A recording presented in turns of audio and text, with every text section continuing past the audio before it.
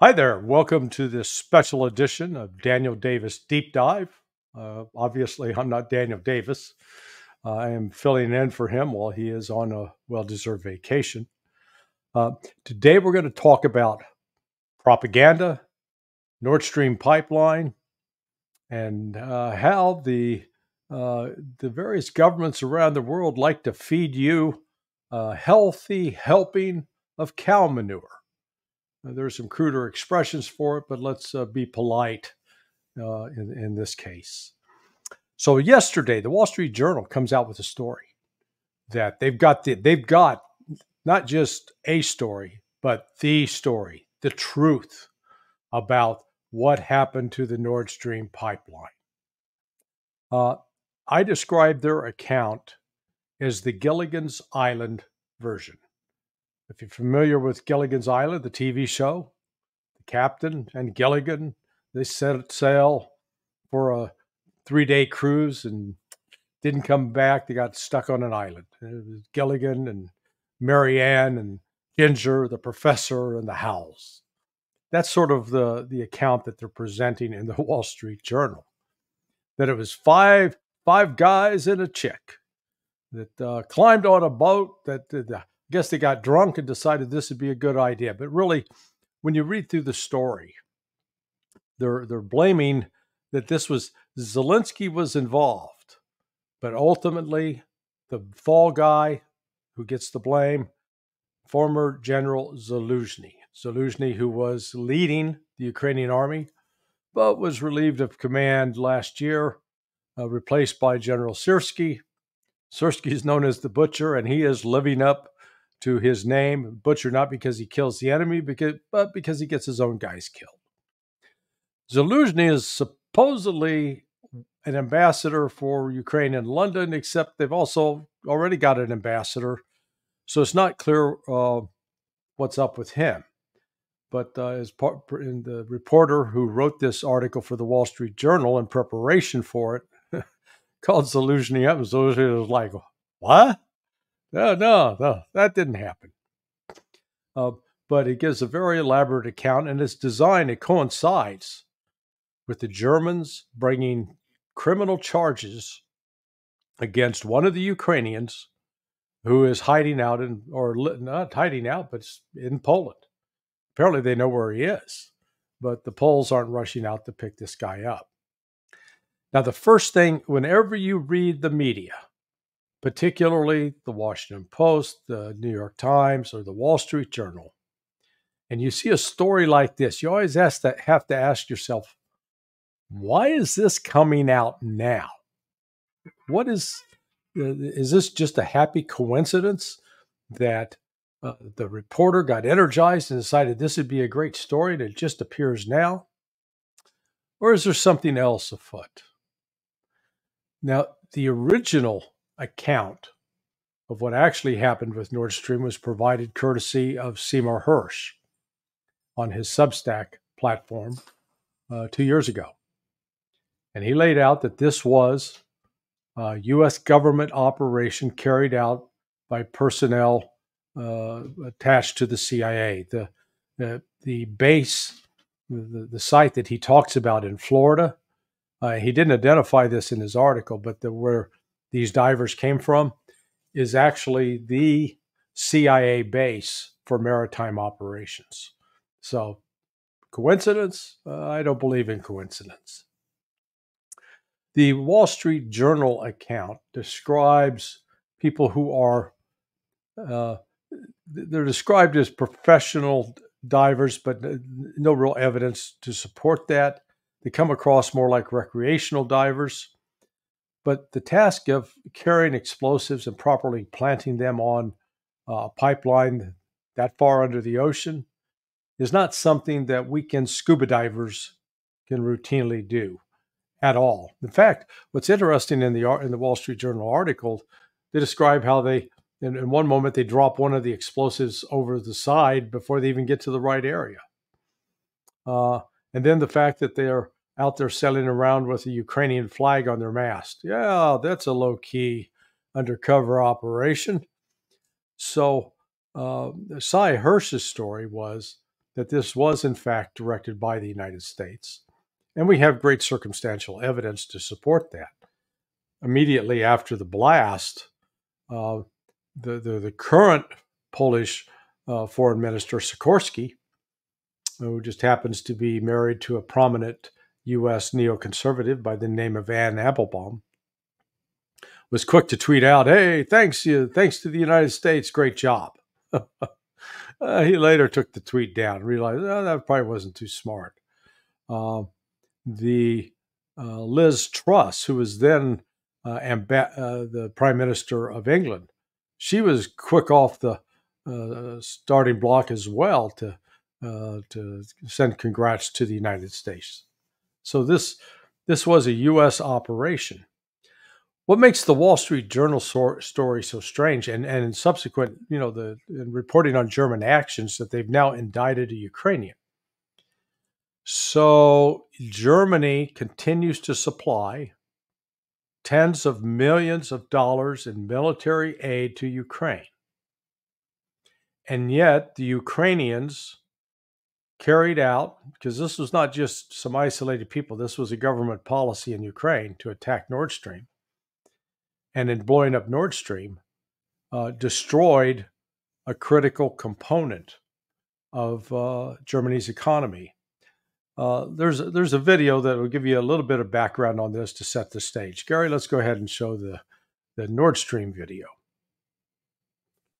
Who or what destroyed these pipelines 2 years ago? Those have been central questions for German investigators for many months. We know they've identified 4 divers seen near the spot at the time as being of particular interest. It's believed the authorities are working on the basis that this ship was used to transport the 4 to and from the site. It was raided by German police last year. In June this year, they issued an arrest warrant for one of the 4 divers, a Ukrainian called Volodymyr Z, who was living in Poland, and asked the government in Warsaw to arrest him. But he managed to cross into Ukraine in early July because Polish officials say the Germans didn't put his details on the database in time. The Nord Stream pipelines were once an important route for Russian gas to enter Western Europe. But the combination of sanctions once war began and then the sabotage itself stopped that permanently. The destruction of the Nord Stream pipeline was a severe economic blow to Germany. So now we're being asked to believe that the Germans know that it was Ukraine, not just some individual citizen, but someone connected with the government, that blew up their main an important economic lifeline for their country, and yet they're going to continue to funnel aid to them. Does that make sense to anybody? The Germans have never had a reputation for being incredibly stupid, but perhaps they're going to use this as their opportunity to make that case. The fact of the matter is that this piece of propaganda that's out now, and if you looked at in the video, you saw they referred to it as a ship. By naval definitions, that's not a ship. That's a boat. A boat is something that you can put on a ship. You can't put a ship, lift a destroyer and put it on an aircraft carrier. Can't happen. But that you can put put on a ship. So what we see is that the construction of this new narrative to put the blame first on Ukraine in particular, but then they also single out Zaluzhniy. But they also, it's a finger pointing at Zelensky. And this takes on a broader context in light of the recent Ukrainian invasion into the Kursk region of Russia. This was not a Ukrainian operation alone, far be it. This was a NATO planned and assisted invasion. The plan was pretty audacious, and if they had pulled it off, it would have created some new challenges for the Russians. But the original plan was for the Ukrainian forces to move rapidly through the Kursk region to the nuclear power plant that is located just to the west of the city of Kursk. And in trying to accomplish that, the Ukrainians failed. They were apparently, the original mission was to hold that nuclear facility and use it as a bargaining chip with Russia to maybe compel the Russians to give up the Zaporizhzhia nuclear power plant, which Russia has held since probably the second day of the start of what is known as the special military operation. The Ukrainians invaded Russia with around 11,000 troops.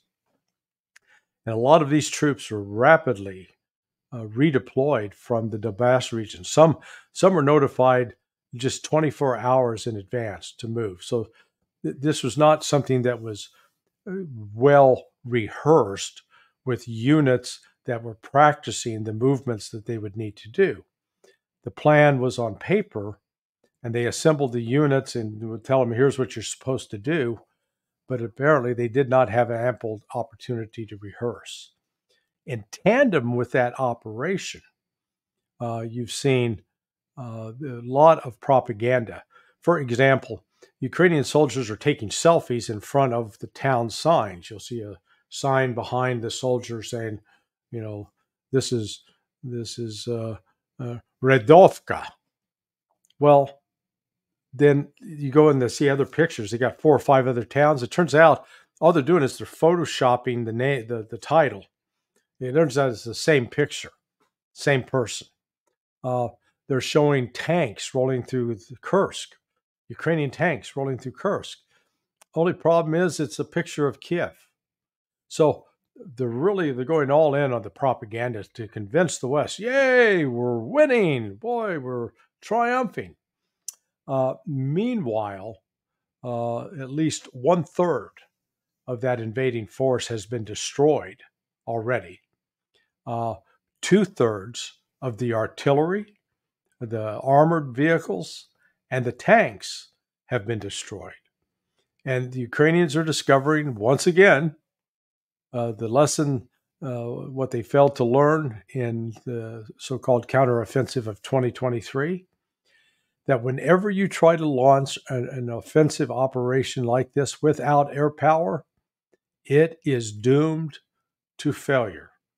They have no means to sustain the operation. Yet the Ukrainians are keeping up the pretense that, oh yeah, we're winning. They've just named a governor that's supposedly going to rule over Kursk. It's all show. There is no there. And the Russians, from their standpoint, believe that they have the Ukrainians in an effective trap. They are killing, over the last 3 days, when you combine the casualties that Ukraine is suffering in just the Kursk region with those that are suffering in the Donbass, in the battles that are underway in Luhansk and Donetsk, it is the largest loss of life, largest number of casualties at any point in the last 2.5 years. The Ukrainian incursion, though, is having one very important effect. It is enraging the Russians. Right now, the Russians have conducted what's called a special military operation. And for many in the West, they go, what are they talking about? They're just playing with words. No, it really is. It's not a full-blown war. Russia has not fully mobilized and, more importantly, gone after all of the assets that it could go after. I think that we may be witnessing a shift now in the Russian strategic doctrine as far as what they're going to do and how they're going to do it. The number of Russian men now signing up voluntarily for the army has increased dramatically. Russia currently has been enrolling around 30,000 a month in the army. No problem. They're not having to go out and grab people off the streets and hide out for them in a nightclub or a restaurant and grab them as they're coming out. The Russians are signing up. Just the opposite of what you're seeing in Ukraine. But all of this comes back to that this failed not just a failed offensive into Kursk, but a catastrophic failure for Ukraine, because they've lost men, vehicles, tanks, artillery pieces that they can't afford to lose. And that blame's falling on Zelensky, which is why there are now rumors circulating that the West is drawing up plans to replace him with someone who will be seen as more open to negotiations with Russia. Because I do think, at least among some in the West, there's a dawning realization that this war cannot continue like this, and that Ukraine is ultimately going to have to find a negotiated solution. Only one little problem with that. You got to have another party to negotiate with. And the Russians, who were willing to negotiate and did negotiate in March of 2022 and actually had a deal on paper that Ukraine ultimately walked away from at the behest of the United States and then British Prime Minister Boris Johnson.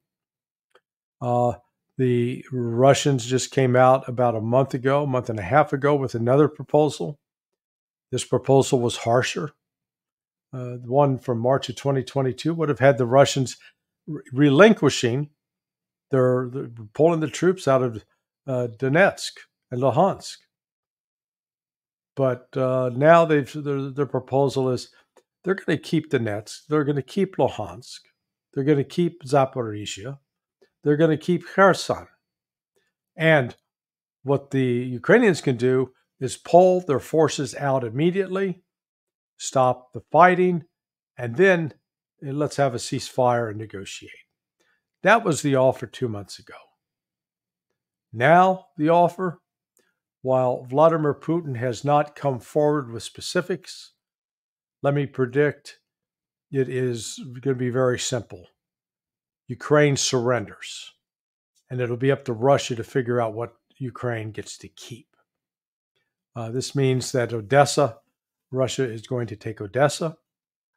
Russia is going to take Kherson, and Ukraine, its existence as it is, will end. It will be a new thing, but it is not going to be the country that it was. It will be at least half the size, if not smaller. Already, it's lost half of its population, both through the war, combat, casualties, as well as people fleeing as refugees to go live somewhere else in Europe or around the world.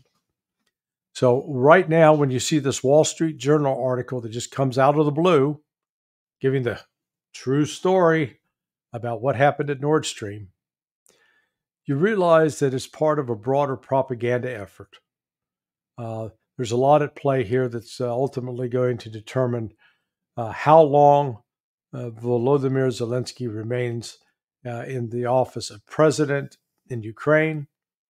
He's already served past when he was supposed to leave office, so he's already past his expiration date.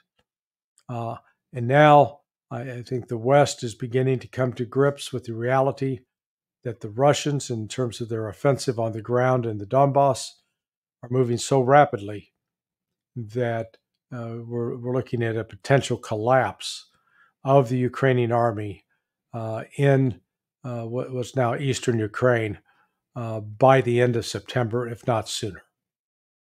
So that's a summary of activities in Ukraine, Russia, and the media propaganda. Always be questioning, never take it at face value. I'm Larry Johnson. You can find me at sonar21.com, but I'm here at the invitation of Danny Davis, Daniel Davis Deep Dive. Please subscribe and like and leave your comments below. Thank you.